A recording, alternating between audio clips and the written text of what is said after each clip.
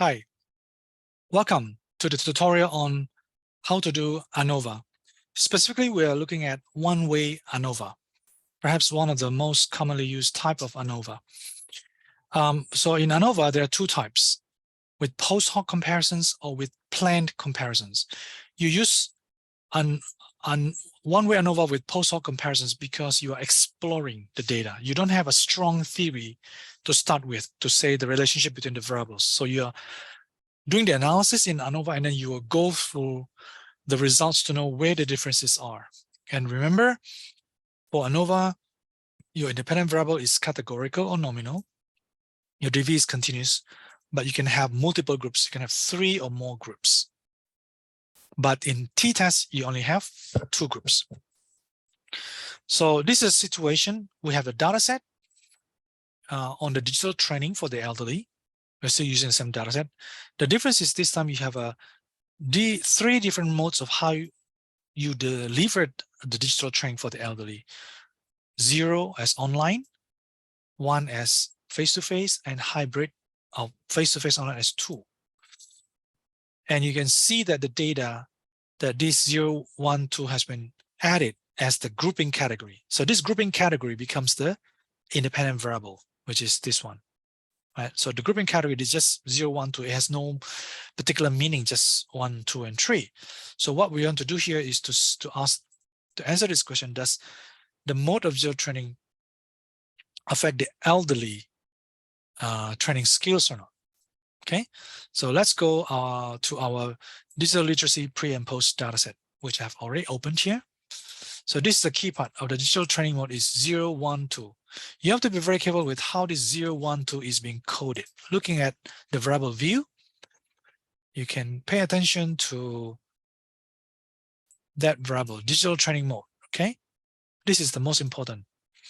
So online is 0, face-to-face training is 1, hybrid is 2. It's the same as the example that I've shown you over here. Okay? So it has to be consistent with how you want to code it. So I'm going to enter using One Way ANOVA. The DV is digital tests in post tests, and the IV is 3 types of digital training mode. Go to graph, go to analyze, compare means, One Way ANOVA, reset, post test of exam score as my dependent variable, and the digital training mode. So this is my IV, have 3 types, multiple types. My DV, metric scale, right? So I will go for Bonferroni for the analysis of equal variance assumption, descriptive and homogeneity variance. This is the Levin's test, homogeneity of variance test. We always use this, and also means plot. I want to see the means plot. That's it. I just go place or OK. I just click OK. So the result is the same as the one that I've put here. So you can see that the mean value online is 54 in terms of the score of the elderly participants in the post-test, 54, face-to-face is 60, and hybrid is 69. So it seems that hybrid is the highest, and it looks a bit much bigger than the others. But is it significant? Look at this one. Based on the mean, remember this test of homogeneity of variance, and you want it to be not significant because that is an assumption that we are following for the test homogeneity of variance. This one is not significant, the same as this one. So because the test of homogeneity variance is not significant at p 0.32, which is greater than 0.5, so we can assume there is equality of variance. That means we can interpret the findings easily because the assumption of equality of variance is met. Remember, as I mentioned in the lecture, we want this to be not significant. If this value is significant, we can still continue and interpret the results, but with caution. But if this is not significant, then we are fine. We don't violate the assumption. We can continue with the analysis. So the analysis is this part, the F score, to see are these groups very different or not? The online, face-to-face, and hybrid learning very different or not in terms of producing the mean score, right? So it shows here, yes, it's 22 is much greater than 1, is much lower than 0.000. So you can see that there's a single difference among the three modes of delivering the training. Ratio is large, 22.6, and slightly significant. But that's where we stop, because remember this with post hoc comparison. So post hoc means after the analysis is done, you want to hunt or go through where are the differences. So you want to see which mode of delivering the digital training is significantly different from the others. Here, you only tell you they are different, but they don't tell you where the difference. So we need to see the multiple comparisons table here to see where the differences are. So which is here, same as this one, which I've copied here. So if we look at the results, the biggest value seems to be here, 15 and 8. So you can see that like this one is I minus J. Remember, this column is I minus J. I is here, J is here. So hybrid minus online is 15. Hybrid minus face-to-face is 8.7. So this shows that the hybrid is significantly different from the others, which is significant from the online and face-to-face, and it's much larger than online by 15. This is this one, and it's significant at 0.000. Look at the confidence level too. Confidence level is much doesn't pass through 0. It passes through 0. If the range is past 3, means it's not significant, but it's much outside of the 0 range. And this one too. So it's significant. And this hybrid mode is also larger than the face-to-face mode, which is the one at the bottom here at 8.7, and significantly is statistically significant.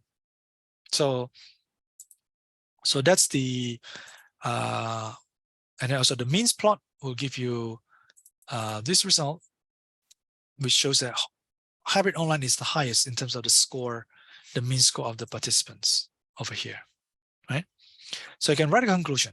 In summary, there is a statistically significant difference in the type of digital training modes and digital skills post-test with F22 and 2 and 22 from here, 2 and 22 here at 22.06. That's the F-test score. Is here 22.06 at P 0.0001. That is, each of the digital training mode is significantly different from each other in their digital skill score. In particular, the hybrid produces the best digital scores higher than the online and face-to-face. That's how you do it. Another way is to look at One Way ANOVA with planned comparison. Remember, in planned comparison, you have a specific hypothesis about what exactly that you are testing. You have a certain sort of research framework, a research model to test that. So remember, you have 3 modes, and assume that, let's say you have a hypothesis. Your hypothesis is from the literature. You find that hybrid learning is always produced better than fully online or fully face-to-face. And this is your hypothesis based on the literature. You formulate as hybrid learning is likely to be associated with high digital skills for elder participants, right? So you're going to do planned comparisons. So we're going to still use the same data set, but the difference between the planned comparison with the post hoc is in the planned comparisons, you need to specify the contrast. Contrast is where you need to enter this code to make it 0. If you have 3 categories, you enter -1, -1, and 2. If you have 6 categories, like we did in the previous one, we have -1, -1, -1, -1, -1, and you have, let's say this one is, let's say 5, so that it becomes 0, right? So we're going to do this. We're going to enter the exam score, post-test, and the digital training mode. And the key part is this part, the contrast. I'm going to kill this result so it's not confusing. Analyzed, compare means, One Way ANOVA, still the same, exam score as post-test, digital post-test, and mode, but this mode, I'm going to make the contrast now, right? I'm going to, remember, 0 is what? 0 is the online. So I'm going to put it -1. So we have 3 categories: online, face-to-face, and hybrid. So I'm going to put this as, the first one is -1, -1, and then 2. So they become 0, -1, -1. So this is the weakness of the SPSS so far. So when you enter that -1, it doesn't show you this -1 is related to which coding or which type that you have in your dependent variable. So hopefully in the future we can have that. That's it. So I just click continue. Just click OK. Right. So this is the result, which is exactly the same. So I'm going to get 54 and 60. Just look at the result, 54 and 60. Right? So it means that and 69. So it seems that hybrid is always higher than the others. And the test of homogeneity variance, the Levin statistics shows it's not significant, which is good. We want this one for the test of homogeneity variance, right? So it's not significant, which means that there is equality variance assumed, and therefore we can interpret the findings easily because the assumption of equality is met. If this is significant, if less than 0.005 or less than 0.001, then we violate that assumption of equality of variance, and we have to interpret the findings with caution. But here, because it's not significant, we are fine. We doesn't violate the assumption. The F-test is still significant. And the key part, the difference is here. There's a contrast coefficient, and this is where you can check what is so we put online as -1. Face-to-face is also -1, and the hybrid is 2. And this is the what it does automatically in doing this analysis. So we need to hybrid. So hybrid mode has a -1, -1, and 2. So essentially for each category it becomes 0. It becomes 0. This becomes 0. It becomes sorry.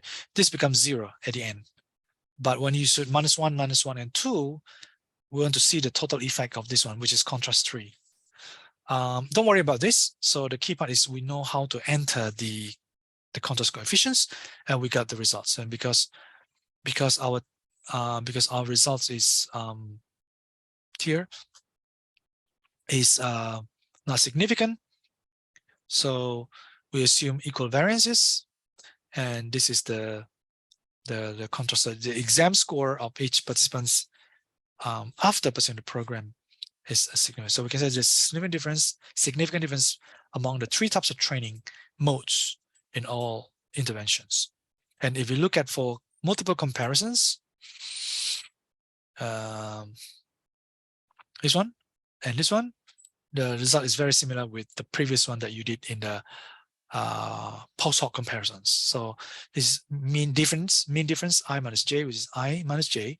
So hybrid, the mean score of hybrid minus online is 15. So hybrid is much higher than online by 15. Hybrid minus face is 8. So hybrid is higher than face-to-face in 8.7. So you can see the hybrid is higher than the other 2. If you look at the plot, it's the same.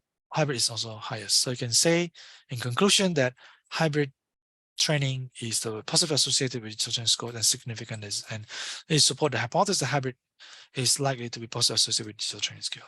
That's it. Hopefully that's useful. Thank you. Bye.